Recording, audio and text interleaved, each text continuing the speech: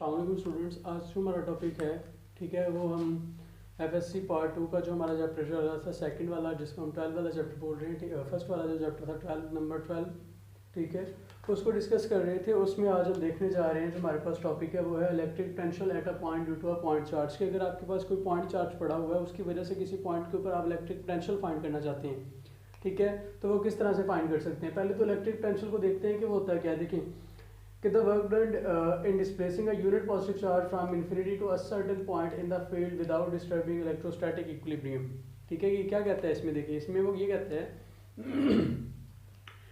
कि आप क्या करते हो, इन्फिनिटी मतलब बहुत दूर से कोई पॉइंट लेते हो, उसके ऊपर वर्क करते हो और उसको वर्क करके कहाँ लेके आते हो, आपके पास कोई भी चार्ज है, उस चार्ज के इलेक्ट्रिक फील्ड के अंदर लेके आते हो। और किस तरह से लेके आते हो, इस तरह से लेके आते हो कि उस चार्ज को उसके अंदर लाने से जो इलेक्ट्रिक फील्ड है, वो जो आपका इलेक्ट्रिक फील्ड है, इलेक्ट्रोस्टैटिक इलेक्ट्रिक फील्ड है, वो क्या रहता है, इक्विलिब्रियम में रहता है, ठीक है, वो इफेक्टेड नहीं होता है, ठीक है।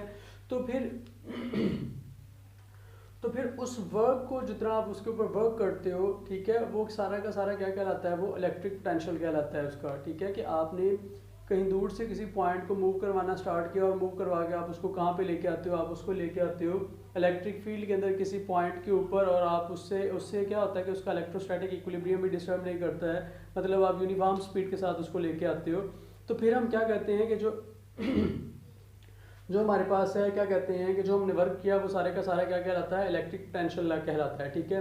तो अब हम क्या करेंगे, किसी पॉइंट के ऊपर किसी पॉइंट चार्ज की वजह से कितना इलेक्ट्रिक पोटेंशियल होता है, उसको किस तरह से कैलकुलेट करते हैं, उसको कैलकुलेट करेंगे, ठीक है। उसके लिए हम जो फार्मूला यूज़ करते हैं, हमारे पास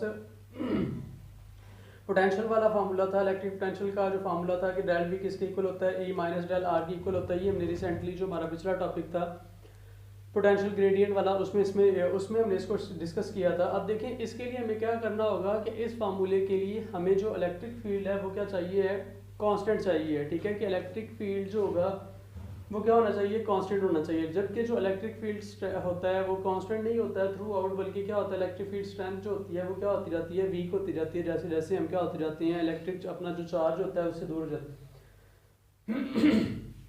ये मेरे पास चार्ज है, ठीक है। हम क्या कर रहे हैं, हम क्या करने चाह रहे हैं, हम कैलकुलेट करने चाह रहे हैं इलेक्ट्रिक फील्ड जो है हमारे पास पोटेंशियल है, ठीक है, किसी पॉइंट के ऊपर उसको कैलकुलेट करना चाह रहे हैं, ठीक है। तो मैं क्या करता हूँ कि मैं इसके ये जो चार्ज है, अब मुझे ऐसे दो पॉइंट्स लेने हैं जहाँ पे क्या हो कि जो हमारे पास ई की वैल्यू हो वो क्या हो, सेम हो, कांस्टेंट हो, ठीक है, वेरी ना कर रही हो।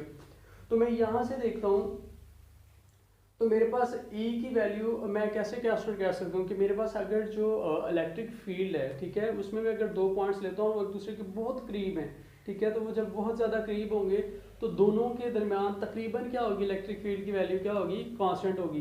कि जैसे कि अगर मैं एक ये वाला पॉइंट ले लेता हूँ, ठीक है, और इसी से बिल्कुल करीब एक ये वाला पॉइंट ले लेता हूँ, इन दोनों के दरमियान जो इलेक्ट्रिक फील्ड की वैल्यू होगी वो क्या होगी, कांस्टेंट होगी, ठीक है। हमने इतने करीब लिए होते हैं, तो हम यहाँ पे बस यहाँ पे ये पॉइंट्स हमारे करीब करीब ही हैं, ठीक है। हमने इसको थोड़ा सा जूम करके लिखा है ताकि हम क्या कर सकें, अंडरस्टैंड कर सकें इसको।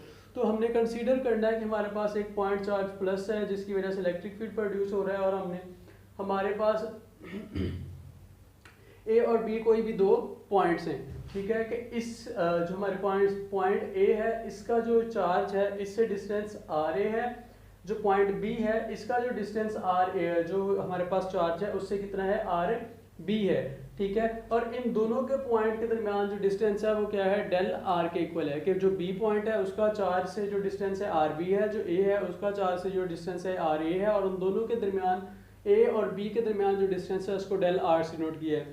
तो क्लियरली यहाँ से हमें पता चलता है कि ये जो यहाँ से यहाँ तक का डिस्टेंस आर ए है, यहाँ से यहाँ तक का डिस्टेंस आर डेल्टा आर है, और ये यहाँ से यहाँ तक का टोटल डिस्टेंस क्या है, आर बी के इक्वल है। तो क्लियरली फिक्स नजर आ रहा है कि आर बी जो है वो R A plus delta R के इक्वल है।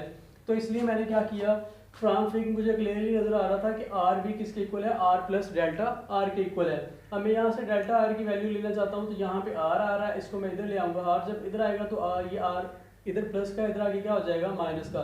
तो डेल्टा आर किसके इक्वल आ जाएगा, are b minus r a के इक्वल आ जाएगा।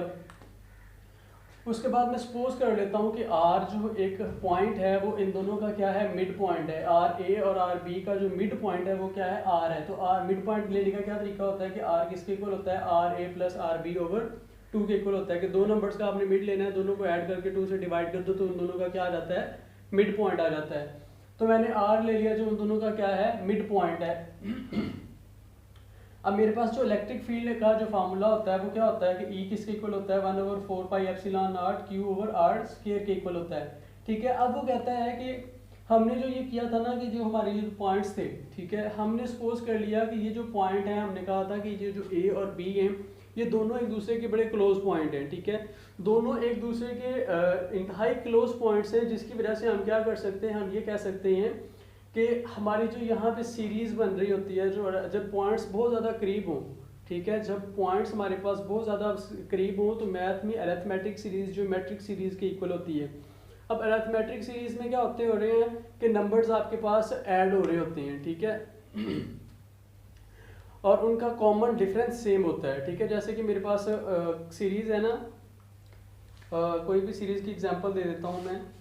देखिए मैं देता हूँ, मेरे पास सीरीज है एक 2 4 6।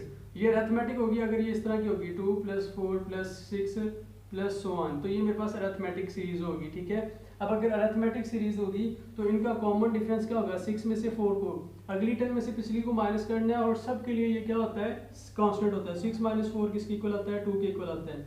इसके बाद 8 होगा तो 8 में से 6 को माइनस करूंगा तो मेरे पास क्या आएगा, 2 आएगा।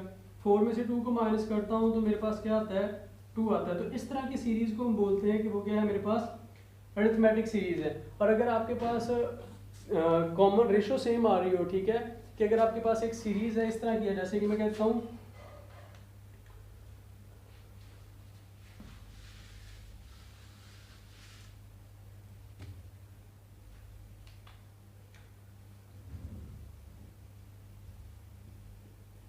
इस तरह की सीरीज है, ठीक है, तो फिर इस सीरीज को हम ज्योमेट्रिक बोलते हैं। अब इसमें क्या डिफरेंस होता है कि इसमें जो आपके पॉइंट्स होते हैं ना,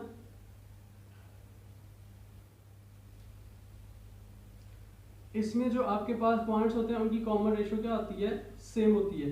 किस तरह से कि देखिए आपके पास अब क्या करना है कि 4 को 2 से डिवाइड करो, आंसर क्या आता है, 2 आता है। 8 को 4 से डिवाइड करो, आंसर क्या आता है, 2 आता है। 16 को 8 से डिवाइड करो, आंसर क्या आता है, 2 आता है। कि अगर कॉमन, इसको बोलते होते हैं कॉमन रेशो, कि अगर इन सब की कॉमन रेशो सेम हो तो ज्योमेट्रिक सीरीज होती है, और अगर इन दोनों की कॉमन डिफरेंस सेम हो तो हम फिर क्या बोलते हैं, जो हमारे पास सीरीज होती है उसको हम बोलते हैं कि वो अरिथमेटिक होती है। ठीक है, अब वो कहता है कि ये पॉइंट्स आपके पास इतने क्लोज हैं कि आप हमारी जो सीरीज होगी यहाँ से जो जियोमेट्रिक अरिथमेटिक सीरीज होगी वो ज्योमेट्रिक सीरीज के इक्वल होगी। ठीक है, अगर ज्योमेट्रिक सीरीज के इक्वल होगी तो फिर वो कहता है कि आपके पास क्या होगा कि ये जो कॉमन डिफरेंस है ये वाला, ठीक है, आर और आर ए इक्वल होगा आर बी ओवर आर के। किस तरह से, यहाँ से देखें, अगर मैं कह देता हूँ, सपोज कर लेता हूँ ये मेरा आर है, ये मेरा आर ए है, ये मेरा आर है और ये मेरा आर बी है। ठीक है, देखें ये मेरी एक सीरीज थी, ज्योमेट्रिक सीरीज थी। ठीक है, अब इसमें क्या होगा कि मेरे पास जो आर ओवर आर ए है, ठीक है, वो क्या होगा, वो होता है 8/4, जो कि किसके इक्वल आता है, 2 के इक्वल आता है। और इसी तरह से वो इक्वल आता है आर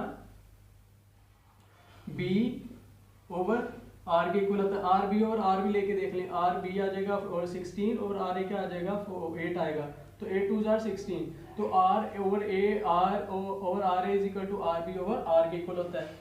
तो यहाँ से फिर जब मैं क्रॉस मल्टीप्लिकेशन करता हूँ, ये इससे जाके मल्टीप्लाई हो जाएगा, ये इससे जाके मल्टीप्लाई हो जाएगा, तो आर स्क्वायर किसके इक्वल आता है, R A into are B के इक्वल आता है। अब यही वाली जो आर स्क्वायर की वैल्यू है जो मैं इस इक्वेशन में पुट कर देता हूँ अपनी, ये जो मेरे पास इक्वेशन है, ठीक है, जब मैं इसमें पुट करता हूँ तो ये मेरे पास बन जाता है epsilon is equal to 1/4 pi epsilon naught q over R A into are b आ जाता है। अब जब ये वैल्यू मेरे पास आ गई है, ठीक है, जब ये वैल्यू मेरे पास आ जाती है तो मैं अब इसी वैल्यू के अंदर देखें, ये जो मेरे पास वैल्यू आ गई है यहाँ पे, अब इस वैल्यू को मैं क्या करता हूँ, अपनी जो इक्वेशन थी जो मेरे पास रिसेंटली मेरी इक्वेशन थी जो ये वाली है, ठीक है, इसी के अंदर यूज़ कर लूँगा। ठीक है, इसको मैं किस तरह से लिख लेता हूँ कि ये मेरे पास इक्वेशन है जो इसको ये वाली लिखी जा सकती है V A minus we B, क्योंकि डेल क्या कर रहा होता है, डिफरेंस को डिनोट कर रहा होता है। जो हमारे पास डेल होता है वो क्या कर रहा होता है, डिफरेंस को बता रहा होता है दो पॉइंट्स के दरमियान। तो V A minus we B is equal to A into R A minus R B. Delta R है तो डेल्टा भी क्या कर रहा होगा, डिफरेंस को बता रहा होगा। ठीक है, तो ये इसके इक्वल होता है। ये माइनस का साइन वैसे का वैसे ही आ गया यहाँ पे, तो ये माइनस का साइन वैसे का वैसे ही आ गया। अब मैं माइनस को अंदर मल्टीप्लाई करता हूँ तो ये माइनस का हो जाएगा और ये क्या हो जाएगा, माइनस माइनस प्लस हो जाएगा। तो फिर ये मेरे पास बन जाएगा a into are b minus r a के इक्वल आ जाएगा। अब ये जो मेरी इक्वेशन है ये वाली जो आ गई है मेरे पास, v A minus we B is equal to this. अब मैं इसमें क्या करता हूँ, एप्सिलॉन की वैल्यू, ई की वैल्यू पुट कर देता हूँ यहाँ पे। जब मैं यहाँ पे ए की वैल्यू पुट करता हूँ तो मेरे पास क्या आ जाएगा, q over epsilon naught 4 pi epsilon naught, ठीक है, r over R A into are b आ जाएगा। और ये वैसे का वैसे ही आ जाएगा। ठीक है, ये वैसे का वैसे ही आ गया यहाँ पे। ठीक है, इसकी जगह पे ये सारी वैल्यू आ गई। ठीक है, इसकी जगह पे मैंने ये वाली सारी वैल्यू लिख दी और ये डिनोमिनेटर में है। ठीक है, अब जब मैं डिनोमिनेटर को क्या करता हूँ, सेपरेट करता हूँ,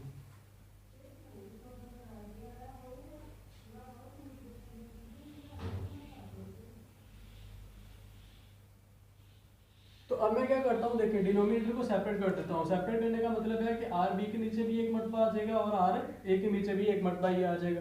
तो डिनोमिनेटर को मैंने कर दिया सेपरेट। सेपरेट करने के बाद क्या होता है कि आर बी से आर बी कैंसिल हो जाएगा और आर ए से आर ए कैंसिल हो जाएगा। ठीक है, तो यहाँ से आर बी चला गया तो ऊपर 1 रह जाएगा और नीचे क्या रह जाएगा, आर ए रह जाएगा। इधर से आर ए चला गया, आर ए चला गया तो इधर रह जाएगा 1 ओवर आर बी रह जाएगा। देखें मुझे क्या करना है, मुझे पोटेंशियल कैलकुलेट करना है किसी एक पॉइंट के ऊपर। ठीक है, तो मेरे पास यहाँ पे 2 पॉइंट हैं।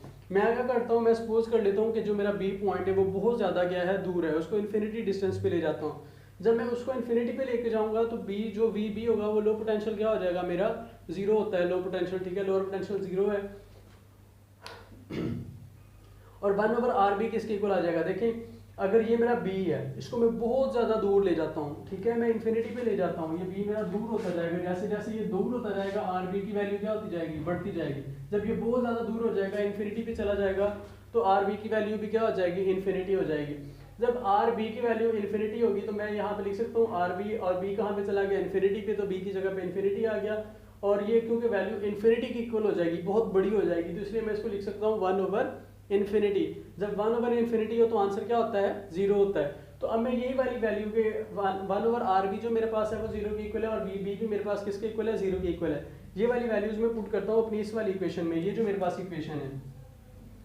ठीक है, इस इक्वेशन में पुट करता हूँ, वी बी की जगह पे 0 आ जाएगा। ठीक है, और आर बी की जगह पे भी क्या आ जाएगा, 0 आ जाएगा। बाकी मेरी इक्वेशन कैसे रह जाएगी, वैसे की वैसी रह जाएगी। 0 का इसको मैंने सिंप्लीफाई किया तो मेरे पास आ जाता है we a is equal to Q over 4 pi epsilon naught 1 over are a. ठीक है, ये जो मेरे पास पोटेंशियल आया है ये किस पॉइंट के ऊपर आ गया है, ए पॉइंट के ऊपर आ गया है।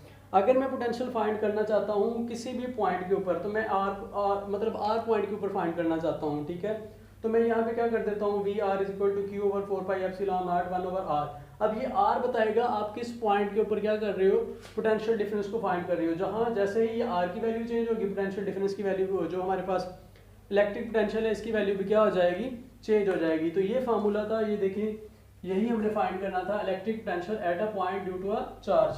तो ये मेरे पास इलेक्ट्रिक पोटेंशियल का फार्मूला आ गया। ये किस पे डिपेंड कर रहा है, ये हमारे डिस्टेंस पे पॉइंट डिपेंड कर रहा है कि जो हमारा चार्ज Q है यहाँ पे, उससे ये कितनी दूर है। जितनी दूर होता जाएगा वही वैल्यू उसकी क्या होती जाएगी, चेंज होती जाएगी। और अगर आप इसको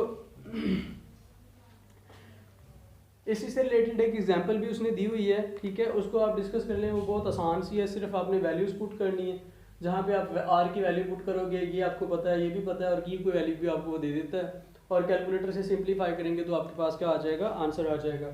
तो इंशाल्लाह हम फिर अपने नए टॉपिक के साथ मिलेंगे, इलेक्ट्रॉन वोल्ट जो है हमारे पास। ठीक है, अगले जो हमारा लेक्चर होगा उसमें हम डिस्कस करेंगे इलेक्ट्रॉन वोल्ट को, कि इलेक्ट्रॉन वोल्ट क्या होता है। तो तब तक के लिए अल्लाह हाफिज़।